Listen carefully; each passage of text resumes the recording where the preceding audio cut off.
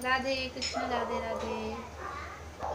कृष्ण भक्तों, देखिए मैंने आज अपनी जन्माष्टमी का पर्व मैंने आज मनाया है। आज 7 सितंबर है, 7 सितंबर। आज मैंने मनाया है अपना जन्माष्टमी का त्यौहार। मैंने पिछले वीडियो में अपनी दिखाई थी कि मैं क्या क्या चीज़ें श्रृंगार भगवान का किस तरह से लाई हूँ। आज मैं आपको बताऊंगी कि मैंने किस तरह से अपनी जन्माष्टमी का त्यौहार मनाई हूँ, किस तरह से मेरी पूजा की तैयारियाँ थी, किस तरह से मैंने डेकोरेशन किया हुआ है। मैंने अपने बाके बिहारी को अपने झूले में बिठाया है, राधा रानी को भी बिठाया है। अब मैं अपनी जन्माष्टमी की तैयारियों के लिए इस तरह से डेकोरेशन करती हूँ। जैसे एक स्टूल ले लिए हमने, स्टूल में कपड़ा बिछा दिए हैं, पूजन का कपड़ा। और इस तरह से केले का हम भगवान का मंदिर बनाते हैं। देखिए इस टाइप से चारों तरफ से 4 केले के पत्ते लेकर इस तरह से चारों कोनों में ऐसा बांध दें। वो अच्छा भी दिखता है, सुंदर भी लगता है। और इस तरह से बांध के हम उसमें ये तोरण ज़रूर लगाएंगे, क्योंकि आम के पत्तों की तोरण किसी भी पूजा के लिए बहुत शुभ होती है। इसलिए आम के पत्ते के तोरण हम इसमें बांधेंगे चारों तरफ से इस तरह से।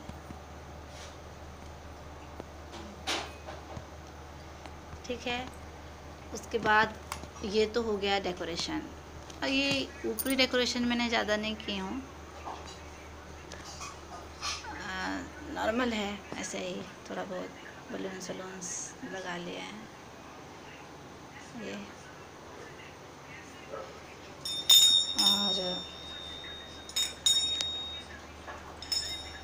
इस तरह से ये तो रही डेकोरेशन की बातें। मैं ज़्यादा डेकोरेशन पे विश्वास करती हूँ ना, कि जितना ज़्यादा हो सके केलों के पत्तों से, आम के पत्तों से भगवान के पूजन का डेकोरेशन करो तो ज़्यादा अच्छा होता है।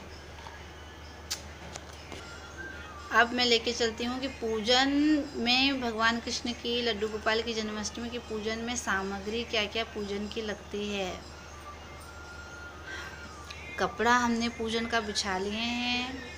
उसके बाद हम सबसे पहले भगवान कृष्ण के पूजन में हम कलश स्थापना करते हैं। ये कलश है, ये अखंड ज्योत होती है, ये पूरी रात्रि जलेगी सुबह तक। सुबह में हम आरती करेंगे, पूजन करेंगे, उसके बाद ही हम इस कलश को विसर्जन करेंगे। तब तक ये जो ज्योत जल रही है ये बुझनी नहीं चाहिए। ये अखंड ज्योत होती है, पूरी रात्रि जलती है ये अखंड ज्योत। हम इस तरह से रखेंगे। पूजन के लोटे में हम रक्षा सूत्र बांधेंगे, मौली धागा बांधेंगे, तो उसमें हम स्वास्तिक बनाएंगे। उसके अंदर हम जल डालेंगे। जल में हम एक का सिक्का डालेंगे, थोड़ा सा चावल, गंगा जल। उसके बाद उसमें हम इस तरह से आम के 5 पत्ते रखेंगे, लगाएंगे, क्योंकि आम शुभ होता है। और उसके बाद हम इस तरह से दिया लेंगे। पीतल का दिया भी ले सकते हैं, लेकिन मैंने मिट्टी का ही लिया है, ये अच्छा होता है क्योंकि।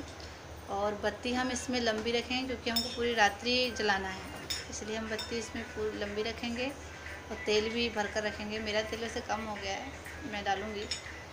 और उसके बाद हाँ, और एक चीज़ का ख्याल रखें कि पानी का जो लोटा होगा, कलश जो होगा, कलश को हम प्लेन नीचे नहीं रखेंगे, ना ही हम दिया को नीचे रखेंगे। हम थोड़ा सा चावल का इस तरह से करके उसके ऊपर ही कलश स्थापना करेंगे। उसके बाद हम यहाँ ये मैंने 9 ग्रह रखे हैं, देख सकते हैं आप लोग, 9 ग्रह है चावल के। इसमें आप पंचमेवे वगैरह भी डाल सकते हो साथ में, लेकिन 9 ग्रह में पूजन की सुपारी, सिक्का और चावल के, अरवा चावल होना चाहिए। चावल के हम 9 पिंड बना लेंगे 9 ग्रह के नाम से, उसमें सुपारी पूजन की रख देंगे। 9 ग्रह पूजन बहुत ज़रूरी होती है भगवान की स्थापना के लिए। जन्माष्टमी हो या किसी भी पूजन में हो, अगर हम रात्रि भर की पूजन कर रहे हैं तो उसमें हम 9 ग्रह ज़रूर रखें। या हम बृहस्पति का व्रत रखते हैं, उसमें भी हमको 9 ग्रह और कलश स्थापना ज़रूर करना चाहिए। तो ये मैंने 9 ग्रह स्थापित किए हैं। और ये रहे हमारे गौर गणेश।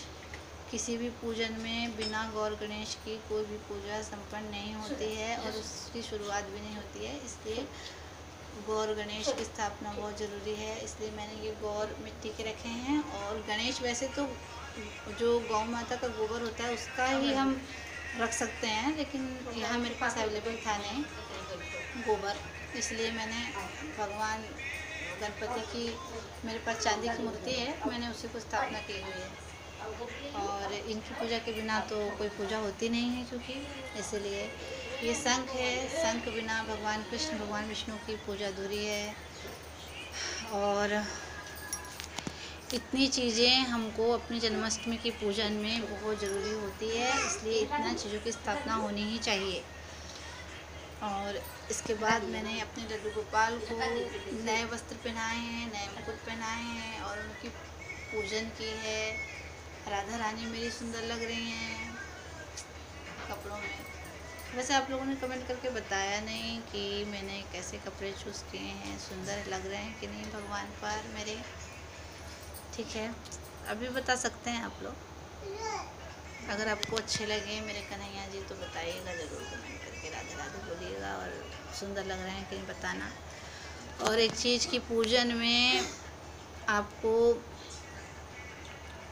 पुंगी फल का मतलब होता है कि नारियल। बिना पुंगी फल के पूजन नहीं होती है। नारियल में पुंगी फल, नारियल समर्पित किए बिना हर पूजा अधूरी है, इसलिए नारियल का समर्पित ज़रूर करें। उसको पुंगी फल बोला जाता है। इसको समर्पित करने के लिए हम आम का पौधा, आम के पत्ते या केले के पत्ते का भी यूज़ कर सकते हैं।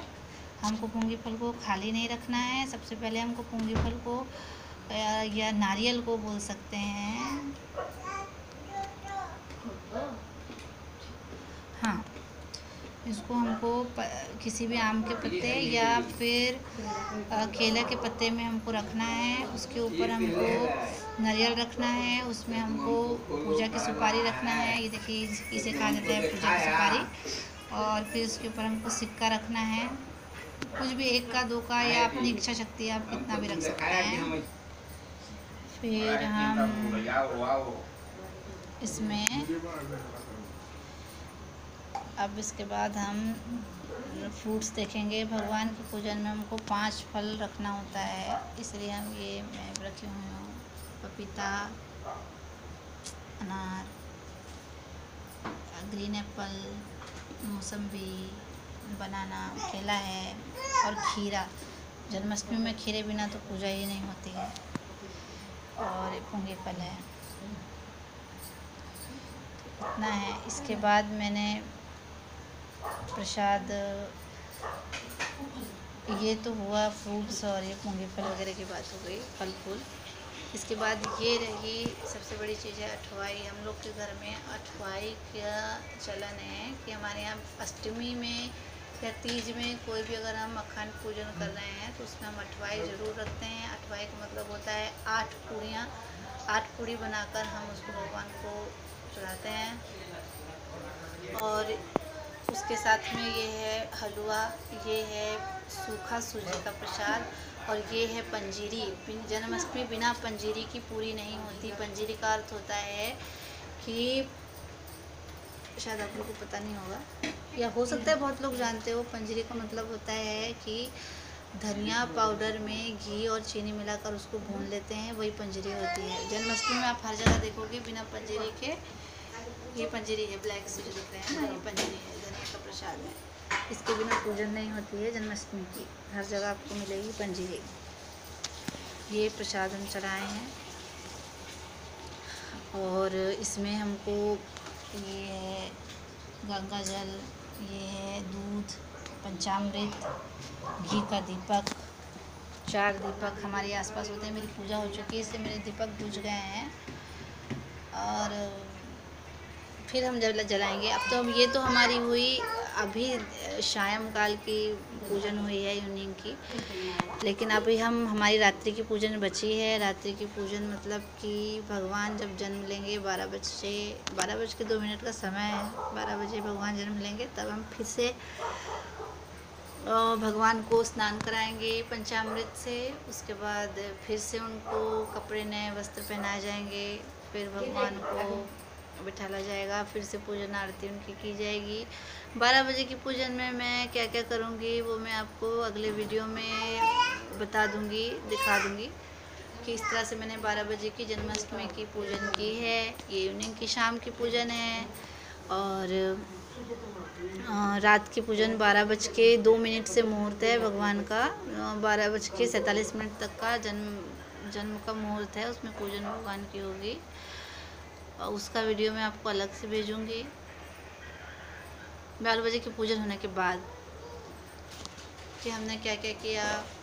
12 बजे की पूजन के बाद में नर कटता है, नरा कटने के बाद ये भगवान का जन्म होता है। वो कैसे कैसे हमने किया वो मैं आपको बताऊँगी, ठीक है। अब आप मुझे बताइएगा कमेंट करके कि मेरा जन्माष्टमी का पूजन सामग्री डेकोरेशन कैसा लगा। ज़्यादा तो मैंने चमक धमक नहीं की हूँ, क्योंकि मैं उतना चमक धमक नहीं करती। जितना मेरे घर में मुझे बताया गया है करने के लिए, मैंने देखा है बचपन से, मैं वही कर रही हूँ। आप लोग को कैसा लगा बताइएगा मेरी जन्माष्टमी की पूजा, ठीक है कृष्ण भक्तों। वैसे इतना तैयारियां करने में पूरा दिन लग जाता है, और फिर शाम में पूजन करते समय मैं वीडियो डालने वाली थी, लेकिन हम लोग लेट हो गए थे, तो मैंने पूजन जल्दी करने के लिए, टाइम पर होना चाहिए थी ना शाम की पूजा, इसलिए मैंने वीडियो अपलोड मतलब बनाई ही नहीं, मैंने पूजन करते टाइम का वीडियो, ठीक है। इसलिए मैंने अब बाद का वीडियो बनाया है। आप लोगों को भगवान के दर्शन करके कैसा लगा बताइएगा, राधे राधे लिखिएगा कमेंट में। और 12 बजे के जो भगवान का जन्म होगा तब मैं क्या क्या करूँगी, मैं उसका वीडियो ज़रूर डालूँगी करते समय, ठीक है। कृष्ण भक्तों राधे कृष्ण राधे राधे। और आप लोग अगर मेरे चैनल में पहली बार आए हैं, पहली बार मेरा चैनल देख रहे हैं, तो आप लोग प्लीज़ मेरे चैनल को सब्सक्राइब करें, कमेंट करें, लाइक करें, ठीक है। राधे कृष्ण राधे राधे।